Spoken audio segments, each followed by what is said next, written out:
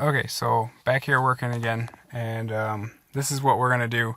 This is last minute idea, so cleaning out the car has just got literally everything just thrown everywhere. So I'll have to show you in reverse of putting this back together how you're gonna take it apart if you want to do this to your car. This is the 2014 Honda Civic hybrid. So what I'm doing is when I'm using the car, the cigarette lighter of course is on here in the armrest, and as soon as you turn the key off, the cigarette lighter turns off. Power outlet is what they call it. And I don't want that. I want it to stay on, especially because it's in a glove box where I could put an armrest where I could put my cell phone in and leave it charging if it's really dead or something like that while I'm in the store. So all of what I'm doing today is just to make it so my cigarette lighter stays on when the key's off. So what I did for starters is pull this paneling off, and I'll show you how that came off. It was just a whole bunch of push clips that you just had to get fairly aggressive with to get them off. But this paneling was underneath the steering wheel, like so, and the only two connections that were there was for the lane departure warning and the traction control. So those two connections had to come off, and then the rest you just literally just yank all these clips out, and they all pop out all the way around.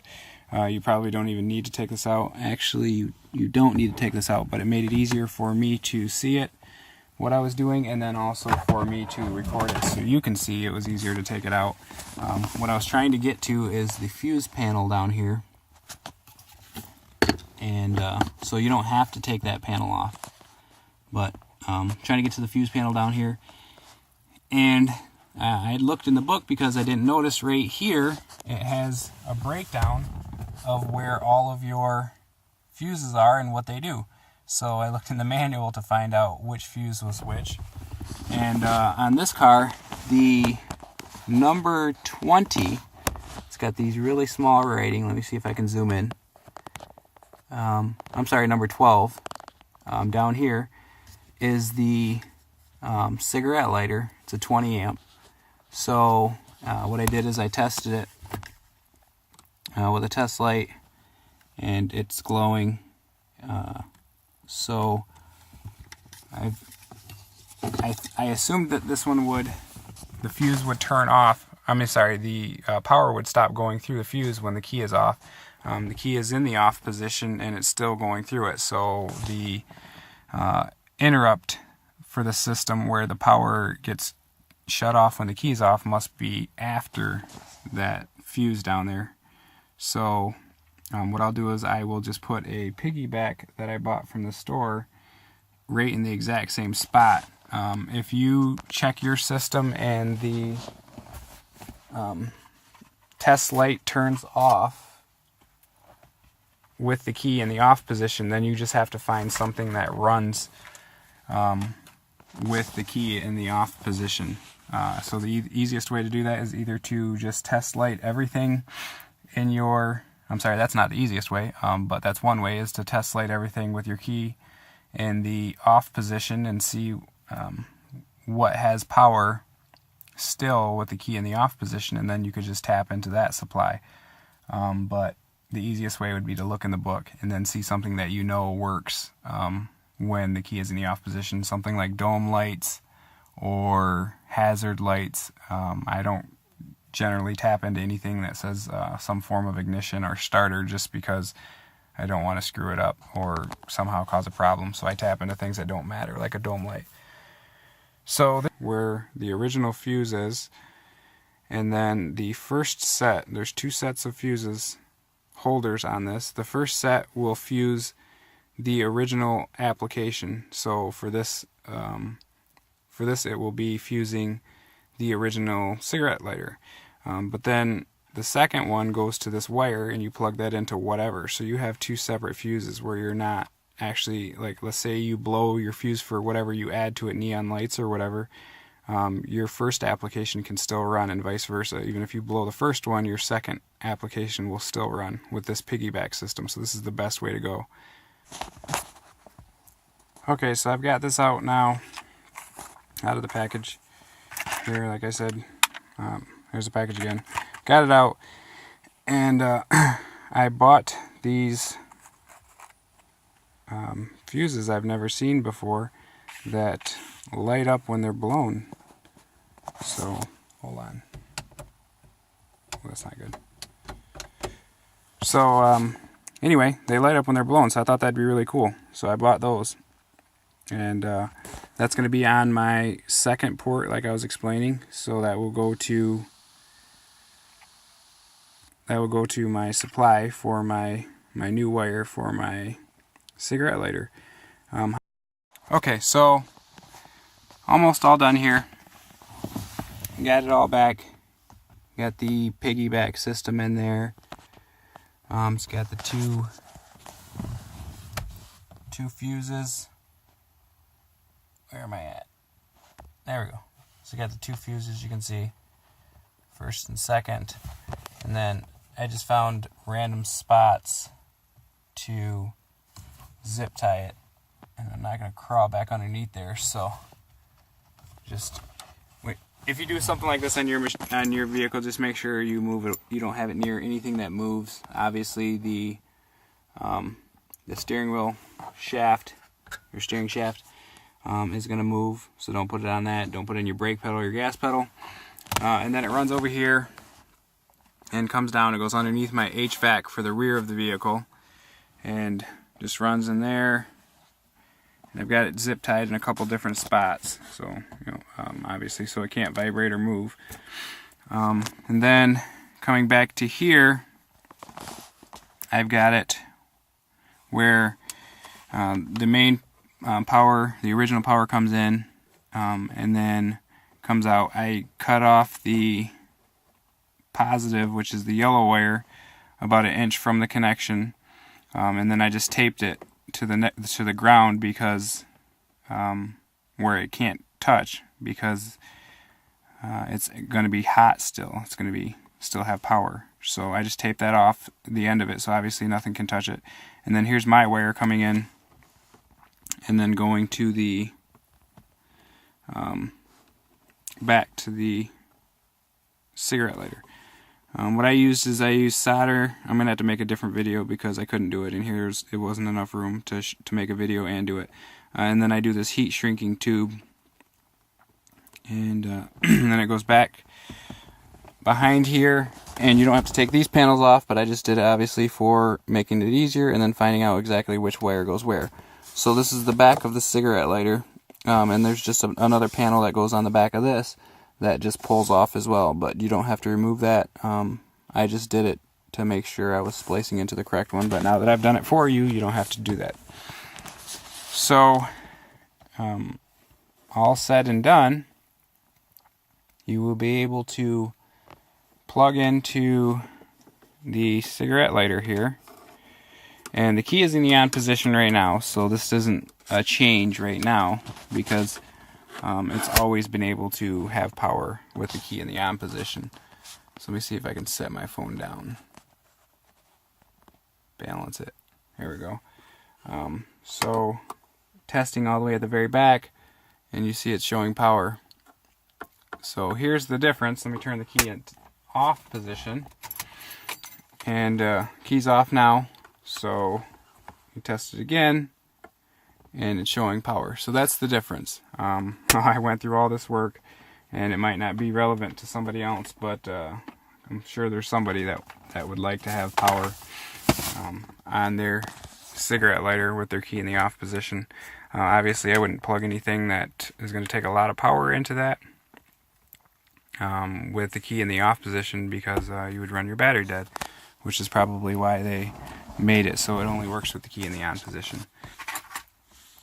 But I will just give you a rough rundown of the reassembly, because I don't have my camera working, so I can't do it with one hand. But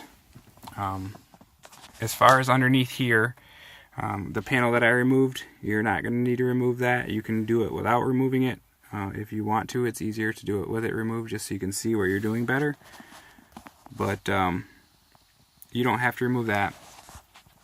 The only thing I would say that you have to remove would be this center section with the shifter and all that. That was the only part that you would have to remove, so you can get to putting your wire underneath there and then get to this connection here where I tapped in at. That's the only thing you would have to remove. Even this at the back, again, you wouldn't have to remove that either, so it would be a lot faster if you're not making a video on how to do this. But that's the final product. I wish I had something to plug in to show you with the car on and the car off and stuff like that, but the only thing I have is a cell phone charger, and that doesn't have a light or anything on it. But I will show you all the panels put back on and show you what it looks like, and then that will be the end of this video. So stay tuned for that.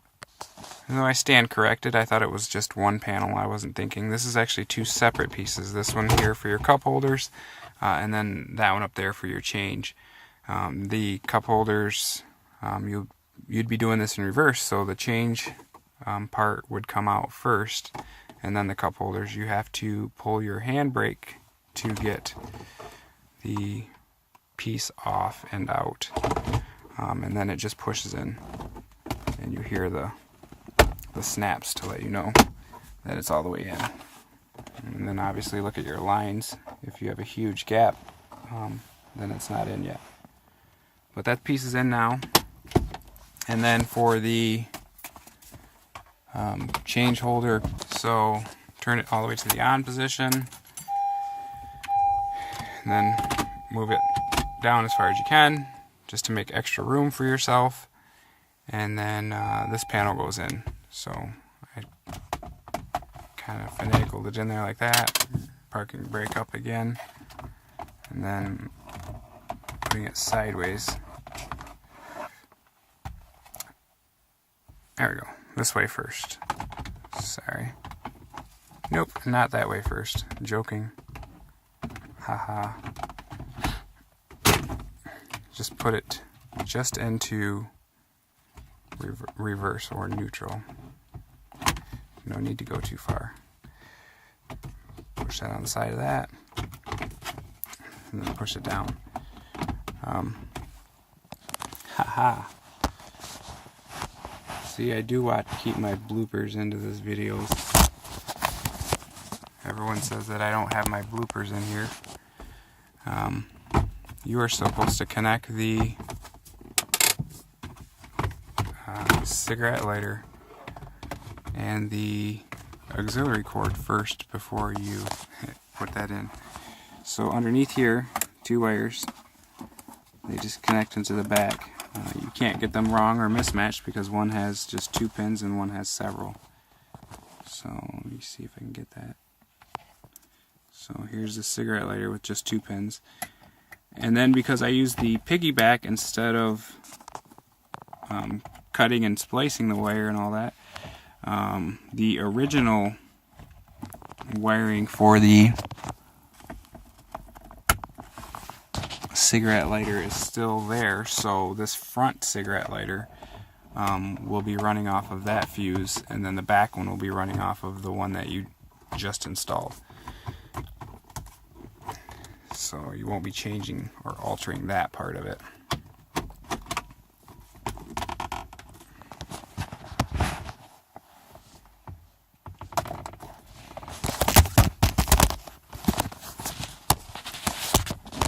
Try to only let that happen about 5 more times, as I remember how this thing goes in correctly.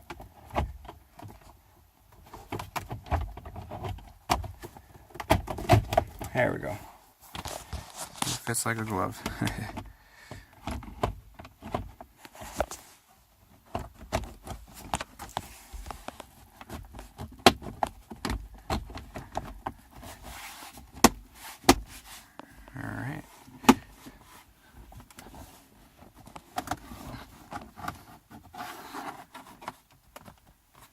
So that's all in, pushed in right. Back in park, parking brake off. And so let's test the factory cigarette lighter. Always want to test what you do after you do it, before you put everything back together, and then probably again after you put everything back together. But so here's the factory one. Testing all the way in the front, and the center is the positive on cigarette lighters. So you can see that lights.